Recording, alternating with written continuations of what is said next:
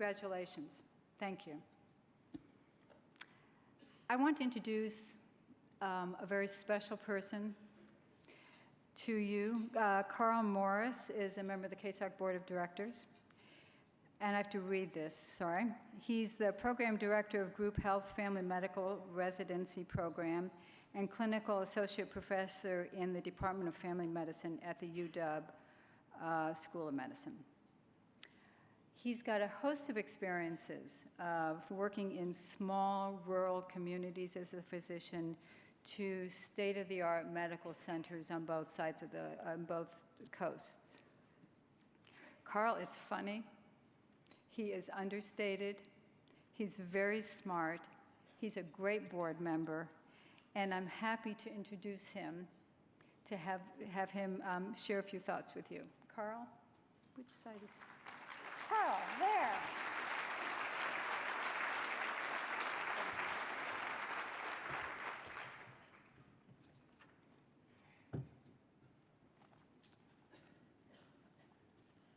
All right, good morning. Funny, I'm gonna have to work on that one. All right, well, good morning. My name is Carl Morris. I am an executive board member for KCSARC and a family physician at Group Health, and it's a great honor to be here this morning. As I look out in the audience, I am amazed by 1,000 of us that came together this morning to raise our voices and be loud about sexual violence. I want to just feel the power in the room. I can feel it when I came here 3 years ago, and I'm going to tell you a little bit about that story. Can I also tell you it's a little overwhelming to be speaking to 1,000 of you? When Mary Ellen asked me if I would speak, my first reaction was one of extreme fear. You see, I'm the guy in your meeting that sits there for quite a while and waits and waits and waits until I have something to say. And the feedback I get when I say something is they say something like, Carl, you know, you should speak up more often. And when you do, can you be louder? So this morning, I am moved to be loud with you this morning and share with you my perspective about sexual violence. As I'm speaking this morning, I want you to think about two things. Number one, what are you going to do to be loud when you leave this breakfast? And number two, what are you going to do to make a difference this morning? So I have three perspectives on sexual violence that I want to share with you this morning. One as a physician, two as an educator, and three as a survivor. I'm a family physician at Group Health, and my job is to see my patients and to teach the next generation of family doctors. I've seen sexual violence as I grew up in a small town in Oregon, as I did my training at Stanford and Harvard and the University of Washington, and as I cared for patients in a small town in Oroville, Washington, Harborview Medical Center here in Seattle, and on Capitol Hill with Group Health. I'm also a survivor of a long history of sexual violence in my family, happened from generation to generation, and it's from this experience that I want to share with you my perspectives on sexual violence. First, I want to share my perspective as a physician. It's through this lens that I want you to know the cyclical and pervasive effects of sexual violence. Sexual and physical violence is often the common thread that we see every day in the office that's underlying the suffering that we see. There is a real connection between the injury of sexual violence and a mix of common medical and mental health problems that many of you have probably experienced yourself or certainly know about. These are problems like somatic illnesses like migraines, neck pain, GI distress, and chronic problems like heart attack, stroke, anxiety, depression, PTSD, and social dysfunction like isolation, drug abuse, self-harm, and poverty. However, unfortunately for victims of sexual violence, these problems do not come as individual problems. They come as a package. They come as a package that gets passed down from generation to generation. So what does this look like?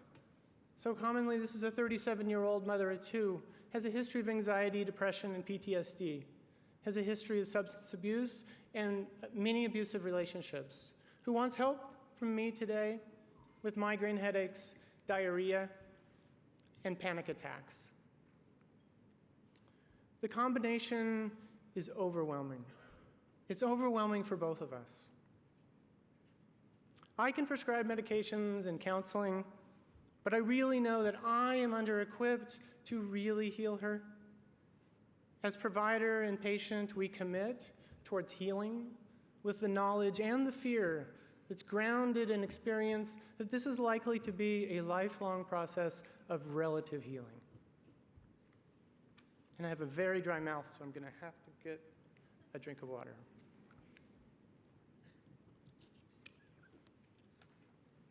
I also want to share my perspective as an educator. As an educator, my role is to train family doctors. I help our residents understand that the opportunity to make a difference in the lives of their patients lies in their ability to understand them within the context of their life. I tell them that 1 in 4 girls and 1 in 6 boys will be victims of sexual violence by the age of 18. That 25 to 50% of the patients that they're going to see every day in clinic likely have a history of sexual and physical violence. And I tell them that there is really great opportunity for healing through their understanding of the impacts of sexual violence on the suffering of their patients. And I tell them that the answer for the healing lies in the 360-degree care that's provided by KCSARC. I tell them about survivors like Sue Taylor and Tim Burgess and Heaven's daughter Anna.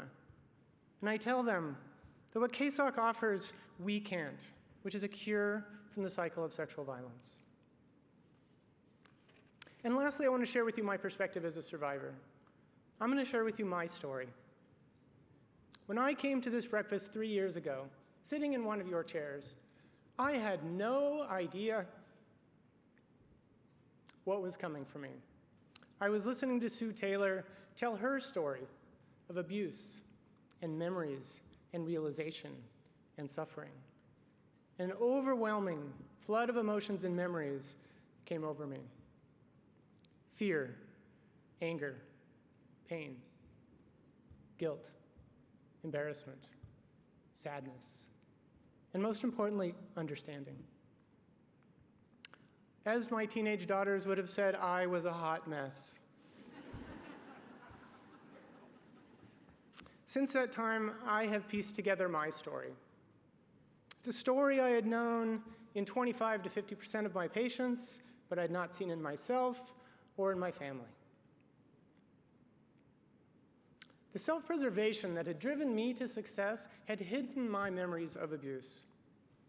My story, my family's story, is a history of multiple generations of sexual and physical violence.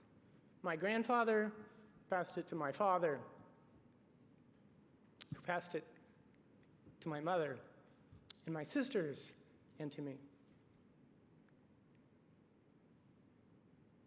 The pieces of my puzzle are a little better arranged.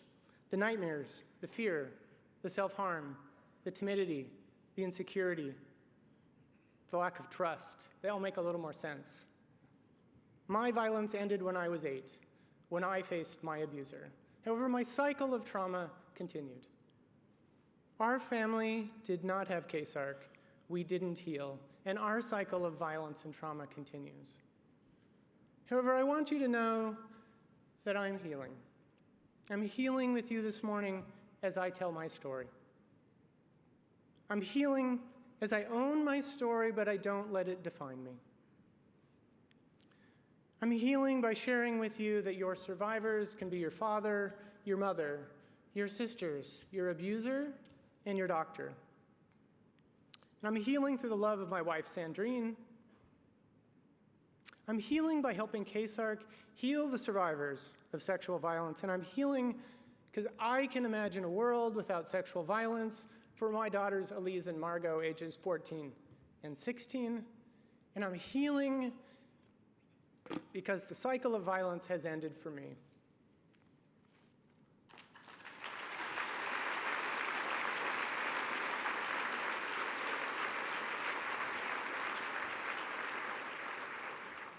So I asked you earlier to think about 2 things.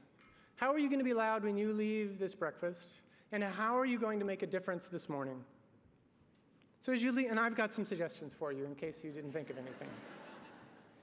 So as you leave this morning, I ask you to be loud about owning the responsibility of imagining a world without sexual violence. I ask you to be loud by being abhorred by the prevalence of sexual violence. And I ask you to be loud by wearing your Be Loud pins every day until I see you again next year. When I came to this breakfast 3 years ago, I got my little pin, I stuck it on my lapel, I wore it for about a week. I stuck it on my desk and I looked at it every single day. Second time I came to the breakfast, I got a few more guts. I stuck it on my badge at work. And I wore it every single day, and I answered lots of questions about, Carl, what's Be Loud? And this year, I'm going to replace this little teeny Be Loud pen with this big Be Loud pen. So I ask you and I urge you to wear your passion and imagine a world without sexual violence every day until I see you again next year. And this morning I have a couple asks.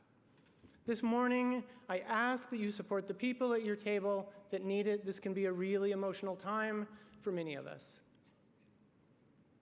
And I ask that you help KCSARC. I ask that you give generously this morning so that we can help more people survive sexual violence. I want you to help us help more people like Anna and Heaven, Tyler and Bonnie, Michaela, Hallie, and Liz, and all the others escape the cycle of sexual violence. It's been an honor to share my story with you this morning. As the table captains are distributing the donation envelopes, I'm also excited to share with you this morning a unique opportunity. Inspired by the leadership of Paula and Jeff Pyatt, there's a group of people who have created a challenge pool. And I want you to know, I was surprised by this the first year I came. We raised $415,000 last year. This year, our goal is to raise $450,000. And if we do that, that will raise an extra $40,000. So what does $40,000 get KCSARC? $40,000 of KCSARC gets 448 more hours of trauma-focused child therapy, gets 1,200 more hours of legal advocacy services, and 1,400 more hours of sexual assault prevention. I ask that you think about these numbers as you think about your gift this morning, and I am confident that we're going to make this goal. So thank you for allowing me to share my story with you this morning, and let's be loud.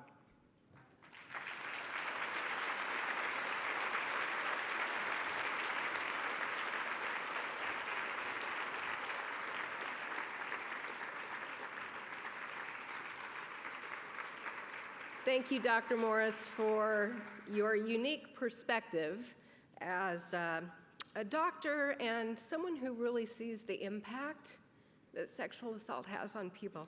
I always get choked up. We just never know who our stories are going to reach.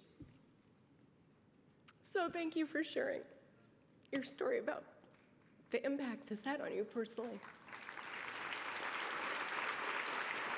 And also, I am glad for the bigger Be Loud buttons, because then I won't have to wear my glasses to see them.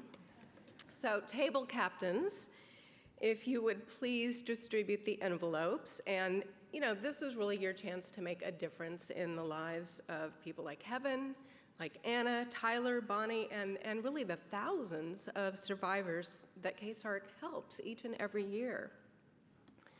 So as you are making your meaningful investment, remember the change you are creating in the world. One person can make a difference, but it's really the collective efforts of all of us in this room who are having a tremendous impact, not just on people here in King County, but across the entire nation, as Mary Ellen pointed out. So thank you. Thank you for your impact. Thank you for your investment. And thank you for being loud and for being here this morning. And I hope to see you here next year.